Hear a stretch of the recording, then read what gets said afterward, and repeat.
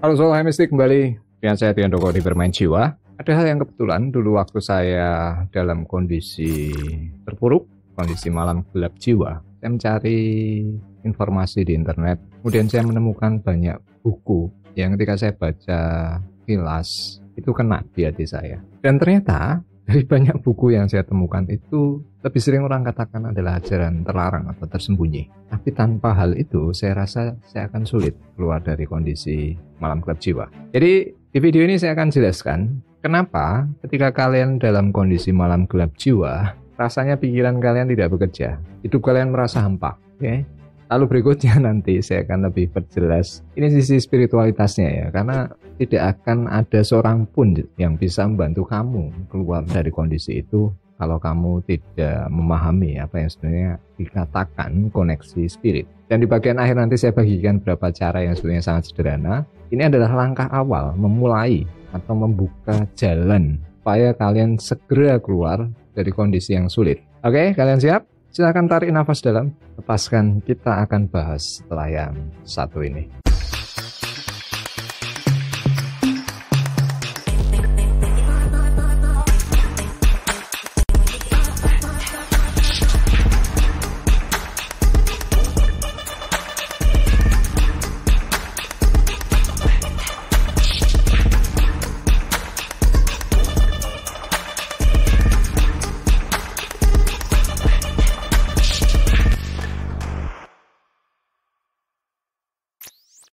Video barusan adalah info bahwa Bermain Jiwa ada satu program. Ini yang khusus ya untuk kalian yang mungkin tertarik belajar secara pribadi, secara privat. Jadi yang menjadi kesulitan proses mistik itu saya harus menyesuaikan dengan frekuensi orang yang belajar. Nah itu sebabnya saya tertarik untuk lebih secara optimal membagikan apa sebenarnya di level mistik itu. Dan di Mystic Mind program itu saya kemas lebih praktikal ya, lebih praktis, langsung terkait dengan apa yang kalian ingin gunakan untuk penyelesaian masalah. Tapi banyak hal yang tidak mudah dijelaskan secara bersama. Butuh sebuah koneksi batin, koneksi pribadi, dan dari situ saya hanya menghubungkan orang tersebut dengan sumber kekuatan kreatifnya. Lah, dia merasakan kekuatan itu, segalanya akan berubah. Oke, jadi kalau kalian tertarik untuk belajar secara pribadi, silahkan kontak admin. Apa yang saya akan coba sampaikan di video ini juga adalah bagian dari konteks pemahaman yang lebih dalam tentang misteri kekuatan pikiran. Dan ini adalah kunci bagaimana kita keluar dari masalah. Oke, kita awali dulu dari kenapa. Jika orang jatuh dalam malam kegelapan jiwa itu dia seperti mati rasa. Kamu tidak lagi bisa berpikir, kehilangan harapan dan semuanya. Jadi ini yang sebenarnya dikatakan, ya sebenarnya kamu mati dalam eksistensi. Jadi video sebelumnya saya singgung bahwa pemahaman akan roh, spirit, itu adalah sumber kekuatannya. Analoginya seperti ketika orang koma, kalau ditanya orang itu hidup, tapi dia tidak berfungsi. Nah yang membedakan kamu tidak koma, cuma sama-sama tidak berfungsi. Jadi karena spirit ini yang saya katakan sebagai gelombang itu adalah sinyalnya, kamu tidak bisa berpikir. Kenapa tidak bisa berpikir? Nah, penjelasan di ajaran kuno itu membagi fakultas pikiran itu lebih detail. Apa yang kita katakan logika atau intelek, sebetulnya itu hanya membuat kita memilih informasi, membandingkan, lalu memutuskan.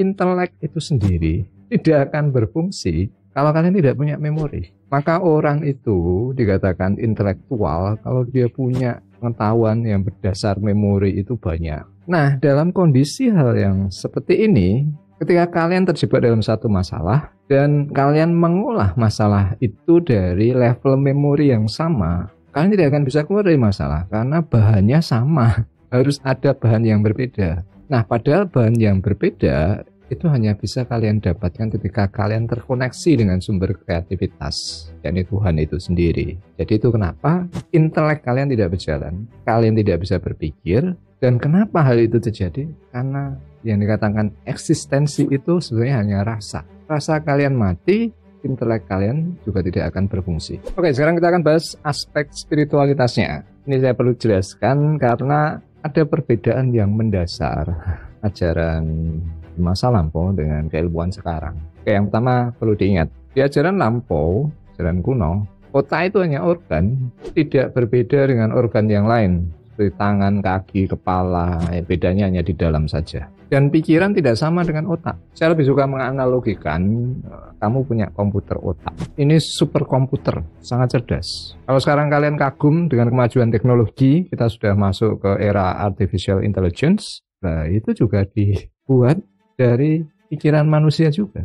Nah, bayangkan pikiran manusia bisa menciptakan kecerdasan buatan. Tapi manusia sendiri tidak banyak yang tahu kekuatan komputer otaknya. Karena Tuhan waktu memberikan itu, kalian tidak diberikan buku manual. Sewaktu kalian membeli gadget, apapun ya, yang elektronik, itu pasti ada buku manual. Kalian diberi otak gratis, tapi tidak ada buku manualnya. Jadi di sini saya akan lebih jelaskan banyak hal yang saya ketahui akhirnya tentang panduan manual bagaimana menggunakan komputer otak kita. Nah, jadi apa yang saya katakan tadi sebagai kapasitas intelektualitas manusia, fungsi intelek itu hanya meletakkan perhatian, membandingkan, membagi-bagi, menimbang, kemudian mengambil keputusan. Itu saja fungsi intelek, dan dia butuh data. Datanya itu dari memori. Nah, memori itu sendiri di ajaran lampau letaknya tidak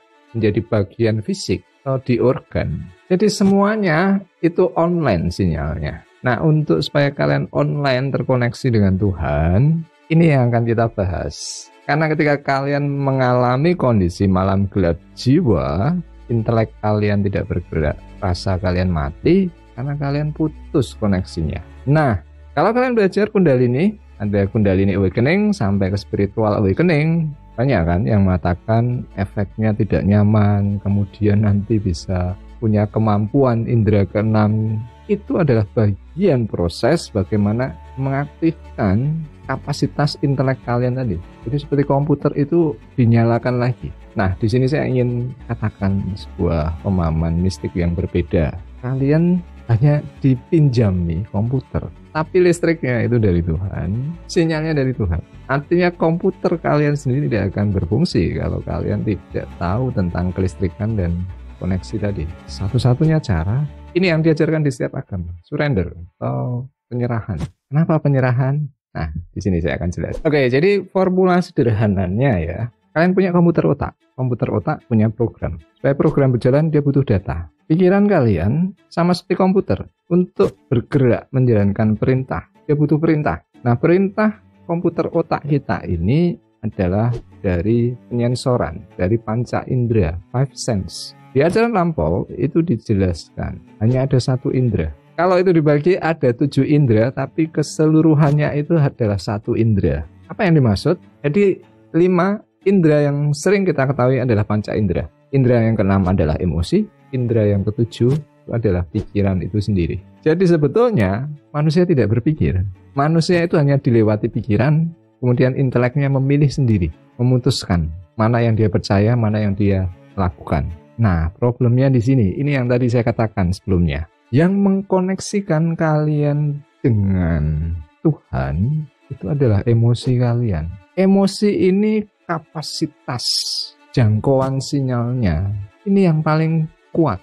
Hanya kalian tidak bisa membedakan koneksinya kemana. Itu sebabnya tadi sama kita harus melepas, surrender, pasrah. Ada pepatah kuno yang mengatakan berikan hatimu pada Tuhan dan Tuhan akan memberikan hati baru pada dirimu. Jadi yang dimaksud mengikuti kata hati ini adalah hati yang memang tadi sudah berserah. Jadi yang dikatakan emosi itu adalah rasa, feeling. Apapun kalian sebut istilahnya, kalian juga menemukan sendiri. Susah kan membedakan antara pikiran dan perasaan. Yang dikatakan level ke-7 tadi, yang dikatakan pikiran itu sendiri sebetulnya, ini yang disebut sebagai intuisi. Pikiran pertama muncul tiba-tiba tanpa pemrosesan intelek. Setelah berapa saat intelek baru menerjemahkan. Nah, di istilah agama dikatakan ini wahyu, dikatakan sebagai pencerahan, hidayah. Nah, sekarang poin berikutnya. Ketika tadi secara batin kalian sudah punya koneksi istilahnya komputer otak kalian baru terhubung secara listrik dan sinyal internetnya ke Tuhan. Nah, proses awal seperti komputer dinyalakan atau program dinyalakan, ada step atau tahapan-tahapannya. Nah, ini yang saya katakan kunci pembuka kalian keluar dari kondisi yang sulit seperti malam gelap jiwa. Urutan ini secara keseluruhan langkahnya itu hanya 2 sebenarnya. Menyalakan program secara internal, baru kemudian melakukan proses eksternalnya. Jadi kalau kalian nyalakan komputer ya, pertama itu booting awal sampai masuk ke sistem operasi. Setelah sistem operasinya siap, baru kalian bisa perintah. Nah, booting awal masuk ke sistem operasi, ini yang harus pertama kalian proses. Bagaimana memprosesnya? Sederhana. Kembali lagi pada bahwa sebetulnya semua adalah kekuatan rasa, feeling. Kita punya 5 indera. Ini yang saya katakan kemarin di video sebelumnya. Spiritual awakening itu kalian dilahirkan kembali, diberikan program baru. Seperti bayi lahir, kalian bisa cari di internet, bisa cari juga risetnya. Ketika janin berusia 3 minggu, kalau tidak salah ya. Bagaimana dia berproses? Indera pertama yang berfungsi adalah indera sentuhan. Oke. Kemudian yang kedua, indera rasa. Ini setelah dia lahir. Baru kemudian penciuman. 3 hal ini harus kalian nyalakan dulu supaya intelek kalian berfungsi. Kenapa? Karena 5 indera tadi. Yang pertama peraba, kedua rasa, ketiga penciuman. Ini adalah yang dikatakan penginderaan internal. Oke. 2 indera yang lain, penglihatan dan pendengaran. Ini yang dikatakan penyensoran eksternal. Itu kalau kalian belajar, ini yang jadi bagian dari intelek. Intelek kalian berfungsi itu dengan melihat dan mendengar, memasukkan datanya. Tapi sistem operasi kalian, dia harus dinyalakan bertahap dari 3 indera ini. Sentuhan, rasa, dan penciuman. Oke, nah sekarang kita bahas satu persatu lebih detail. Kenapa sentuhan? Bagaimana membuka tadi? Kuncinya dengan sentuhan. Oke, jadi kalau dari fisika kuantum, semua yang wujud materi ini sebenarnya hanyalah getaran. Yang kalian pegang bentuknya ada padat pun itu hanyalah getaran yang paling rendah. Nah, sampai di struktur kuanta semacam itu, suatu hal yang getarannya itu paling rendah, ada wujudnya. Jadi S itu wujud getaran paling rendah. Wujud yang lebih tinggi getarannya menjadi air, cair. Wujud yang lebih getarannya lagi menjadi uap air. Jadi ini prinsip energi. Semua hanyalah pergerakan energi. Nah, sekarang lebih dalam. Yang dimaksud sentuhan ini kalian mungkin sudah akrab, yang dikenal sebagai vibrasi. Getaran itu bisa kita kenali kalau kita meraba atau merasakan.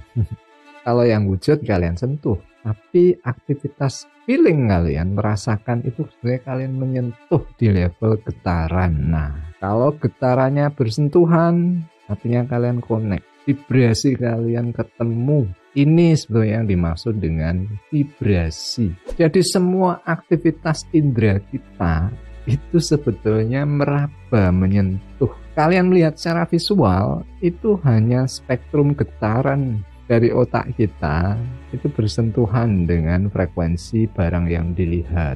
Nah, sekarang kita sudah punya teknologi seperti James Webb teleskop bisa melihat ruang angkasa, akhirnya ditemukan banyak miliaran galaksi. Jadi semuanya adalah aktivitas feeling, merasa. Melihat itu juga merasakan, mendengar ini juga merasakan, mempertemukan getaran. Semua adalah rasa. Itu sebabnya tingkatan yang saya katakan di level ke-7 yang dikatakan pikiran, intuisi, kalian itu merasakan koneksi batin yang munculnya kesan.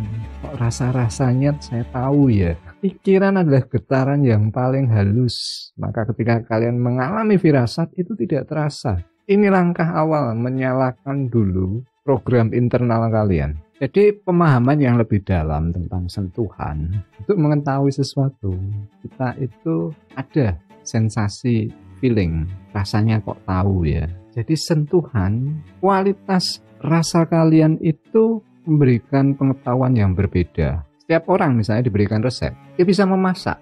mengikuti resep itu. Tapi ending, akhir dari hasilnya, masakannya, setiap orang berbeda. Jadi yang dimaksud vibrasi sentuhan itu adalah knowledge, pengetahuan. Siapapun orang yang dikatakan legend, maestro, dia mengerjakan satu hal yang sama, orang bisa merasakan ada perbedaan kualitas di situ. Maka dia dianggap sebagai seorang yang ahli.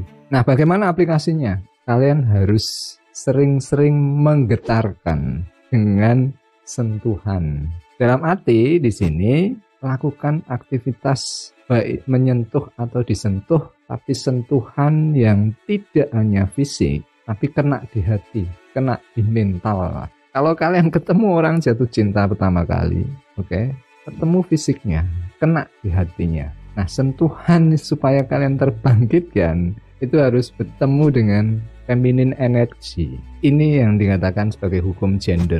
Jadi feminin bukan perempuan, tapi sifat feminin. Nah, langkahnya sederhana. Jadi kalau kalian punya masalah nih yang sudah bertahun-tahun, kalau ibu kalian masih ada, ibu itu penghubung sebelum kalian datang ke dunia ini. Kalian harus disentuh. Kalian bisa datang ke ibu, minta dicium, minta disentuh, minta dipeluk, minta diberkahi. Demikian pula kalau kalian punya pasangan, sentuhan pasangan ini tadi yang akan menyalakan listrik kalian supaya kalian bisa bergetar. Kalau kalian berhubungan dengan pasangan, kalian terangsang, ini energi seksual. Dalam aspek yang lain yang sifatnya rohaniah, energi itu sama, kena di hati. Kalau tidak punya pasangan, cari orang yang paling dekat yang menurut kalian bisa mendapatkan sentuhan di hati kalian. Sentuhan yang membuat kalian merasa aman, nyaman, terlindungi. Ini yang dikatakan sebetulnya mengaktifkan cakra dasar. Feminine energy juga bisa didapat ketika kita bersentuhan dengan ibu bumi. Karena matahari itu adalah elektrik, bumi adalah magnetik. Supaya arusnya berjalan, kalian harus dicas dengan koneksi ibu bumi. Bagaimana caranya? Ya bersentuhan dengan alam. Sebabnya kalau kalian lelah, kalian butuh healing, kalian ketika dipijat itu nyaman karena ada sentuhan. Kalian ke alam bebas, ke udara terbuka, kalian di healing. Jadi ada aktivitas fisiknya tapi kena ke mental atau ke hatinya. Sentuhan itu juga bisa kalian lakukan dengan tanaman, juga dengan binatang peliharaan, dengan anak kecil. Karena kita semua terhubung. Kalau kalian tahu pawang berhubungan dengan binatang itu dengan batin, emosinya. Nah, ini sentuhan berikutnya. Kalian bisa coba sendiri. Ini yang membuat dulu saya akhirnya mengalami banyak koneksi ya. Kalian bisa lakukan. Kalian berbicara dengan diri kalian sendiri di depan cermin dan menyentuh bayangan kalian di cermin. Saya dulu tidak sengaja. Ketika saya sedang jatuh, saya hanya mendekat ke cermin, menghadapkan ke tangan saya, kemudian di situ saya berbicara sendiri. Ini bukan teoritis. Ada fenomena yang sudah diselidiki yang disebut sebagai phantom synesthesia. Jadi otak bagian neuron kita itu menerjemahkan visual sentuhan itu bisa terasa. Ini yang kalian alami ketika kalian empati. Orang sakit bisa terasa. Melihat itu sendiri sudah bersentuhan. Ketika kalian punya empati, vibrasi kalian itu bisa menjangkau vibrasi yang lebih luas, vibrasi kosmik Tuhan. Nah, kemudian indera kedua dan ketiga ini satu paket. Kalau tadi sentuhan itu terkait dengan cakra dasar, sensasi, aman, nyaman, ketenangan. Ini modal kita berpikir